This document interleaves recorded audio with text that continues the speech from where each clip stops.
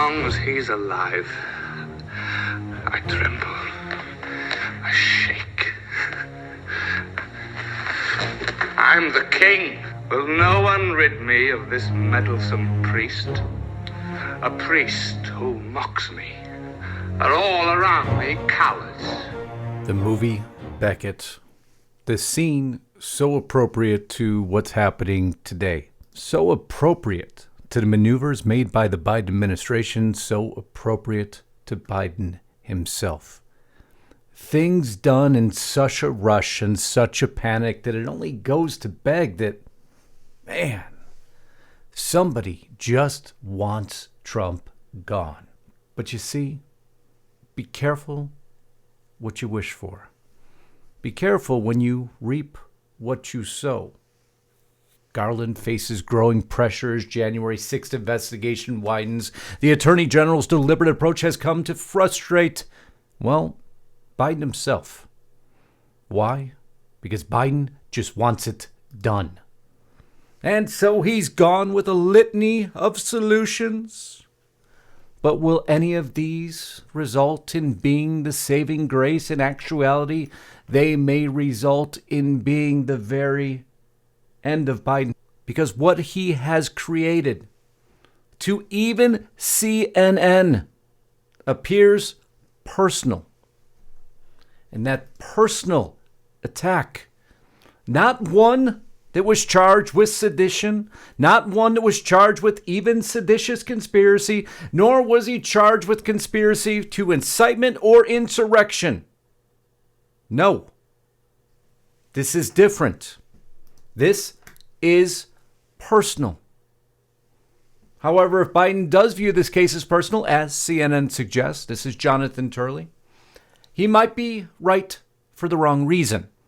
That's because the case being constructed against Trump by the Justice Department Special Counsel Jack Smith could prove a serious problem for Biden himself. And he just stepped on the tripwire. Particularly as the basis for a House impeachment inquiry. The latest Trump indictment, based on little new evidence and even less established law, faces a major threshold challenge under the First Amendment. Smith is seeking to criminalize what constitutes disinformation, which not only runs against the grain of the First Amendment, but also prior cases. The United States versus Alvarez, which overturned the conviction of a politician for knowingly lying about his military background. The Justice Department acknowledges that the Constitution protects false statements made in political campaigns, yet it maintains that Trump could be convicted for lying because he really did not believe what he said, and therein lies the tripwire that Biden has now stepped squarely on. A story I'm sure you're aware of, but maybe didn't connect the full dots of the implications of exactly the mega error, mega mistake, disaster that Biden just caused himself on national TV. That's the story we're going to cover for you today. Before we do, make sure if you're not subscribed to the channel, you take just a few seconds to click a few buttons, subscribe, and make sure your bell is checked to all. If you haven't subscribed to Lisa's channel yet, make sure you do it. I'll put a link above. Also, if you haven't supported us and you like the news we're bringing you and you like the format we're bringing, it's not in vain that we talk about Restricted Republic every day. The reason we created it is because if you believe against everything you already believe that this is simply going to be allowed to continue, well, that, my friends, I can't help you with if that's what you believe. Restricted Republic was created to be your bastion of news. No sponsors, no advertisers, beholden to no one but our audience. True audience-funded news, and for less than the price of a cup of coffee per month, you can enjoy everything Lisa and I produce. Exclusive content like you can't imagine actually still exists out there. That is restrictedrepublic.com. Use discount code INDEPENDENCE at monthly checkout. That gets you $4 a month. I told you, less than the price of a cup of coffee to support Lisa, to support me, and to get news. So what does that truly cost you? Hopefully you feel that it is the best investment you'll make today. Restrictedrepublic.com. Discount code INDEPENDENCE at monthly checkout. Get over there, check us out. Now back to this story. The precedent has been set. according to what Jack Smith and the Department of Justice and Garland, what Biden wanted, if you lie, you're done. That's a dangerous precedent to set in the world of presidents, isn't it? Obama, if you like your doctor, you can keep your doctor. Well, that didn't turn out to be true. We can go through the multitude of statements made around Vietnam that weren't true. We can go back to Abraham Lincoln. Wrote a note to the Republicans explaining there were no peace commissioners in the city. In reality, Francis Preston Blair was there, the most important organizer of peace talks. You see, it's a trend that continues on. Need I explain more? Of course not. But you see, that is the wicked twist in all of this. The wicked twist in all of this for Biden. The very controversial linchpin used against Trump could conceivably be used, now think about this, against Biden, particularly in the launching of an impeachment inquiry by House Republicans. They'll never do it. You see, the funny part, even if you believe it is a one-party system, there comes a point where nobody has a choice because they'll be exposed if they don't do something, and Biden just did that something that may absolutely cause that specific response. While third parties proceeding to take steps to challenge the election and offer alternate electors, Trump continues to publicly deny the election's legitimacy and failed to effectively call them back. He is accused of seeking out those who would legitimize or enable his political spin on his 2020 defeat. But, you see, the linchpin. What's happened to Biden over the past few months? He's done things that the Supreme Court, for very simple purposes, believed to be illegal. Supreme Court blocks student loan forgiveness plan, dealing blow to Biden. Biden's novel evictions defense, maybe it's illegal, but it's worth it. Biden told White House chief to seek Harvard legal scholars' guidance leading to reversal on evictions. And now, we have another reversal. Through Devon Archer's testimony, according to Devon Archer, everything you've been told from Biden and the Biden family isn't necessarily true.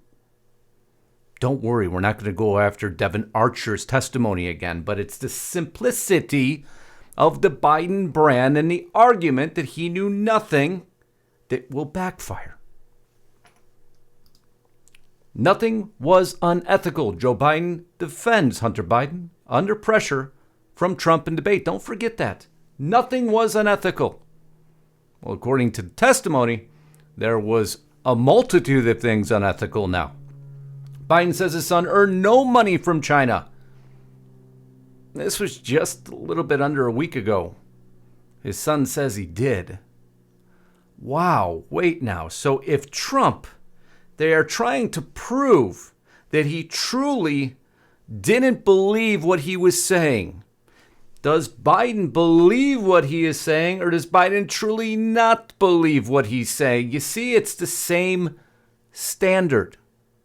Once Devon Archer's testimony comes out, the cat's out of the bag. Once Hunter Biden admits that he was paid by China, the cat's out of the bag.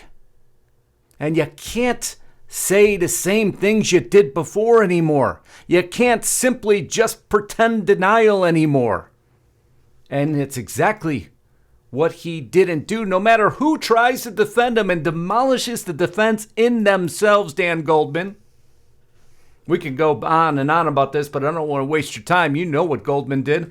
He goes and reads the message. The Democrats avoided the WhatsApp message. Don't touch that, but you see, Goldman's a little bit junior. Goldman pressed veteran IRS investigator Gary Shapley about a suggestion that Joe Biden discussed a foreign dealing with his son. Shapley eagerly said that he would be happy to explain, but Goldman cut him off. Goldman then went even further. After reading the WhatsApp message, I'm here with my father.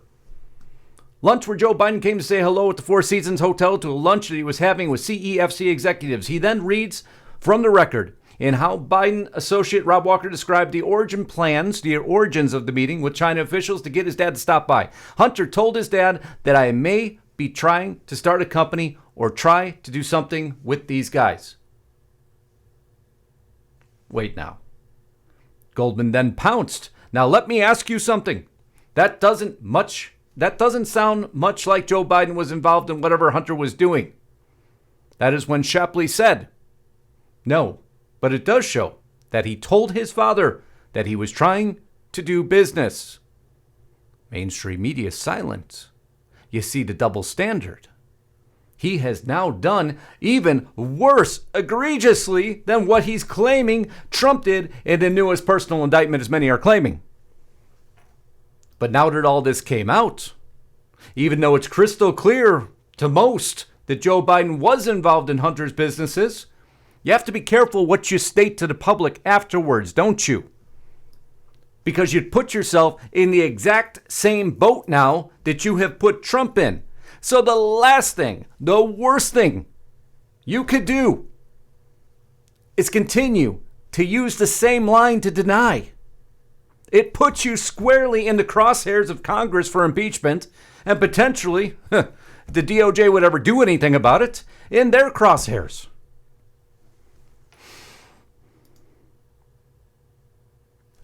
How Donald Trump's indictment could backfire on Joe Biden.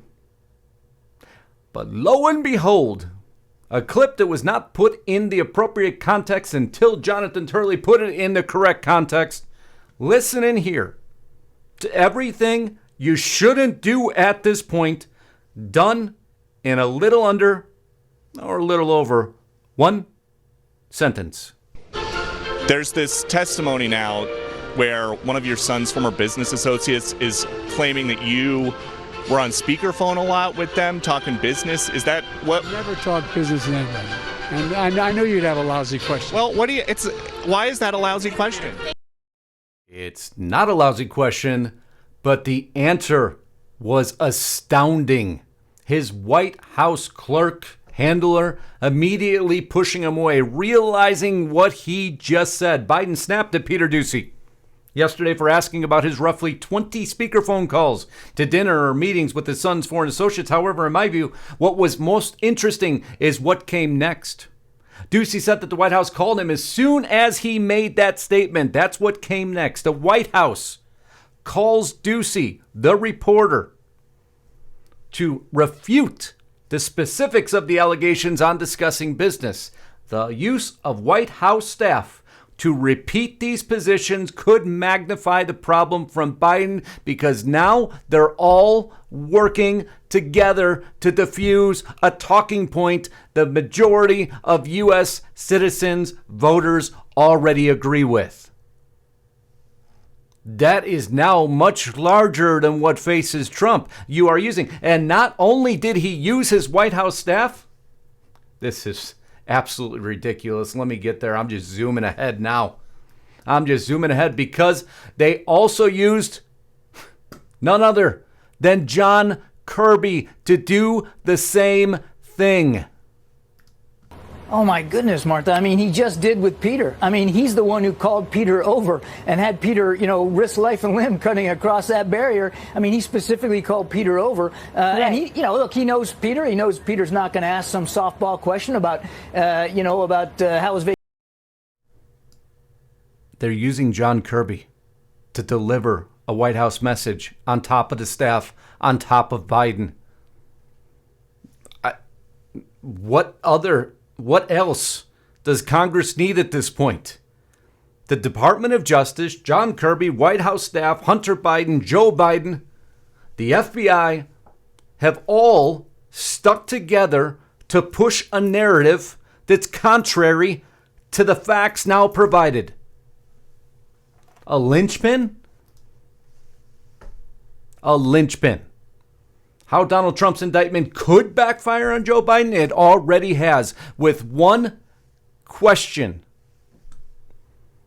with one answer to Fox News' Doocy that he should never have answered. But what's worse was the reaction and response by his White House staff. Then John Kirby puts it all together, folks, to show now they don't think we could piece this stuff together. Devastating? An understatement. Mega mistake? an understatement. You can't retract what was just done. It's on the record now. White House is going to go in a panic trying to stop this, because what comes next, by any logical sense, by any normalcy in government whatsoever, is Congress starts impeachment proceedings. You can't get away from this. It just happened on national TV. I love you all. Until next time, Godspeed and God bless. Justice Knight, signing out.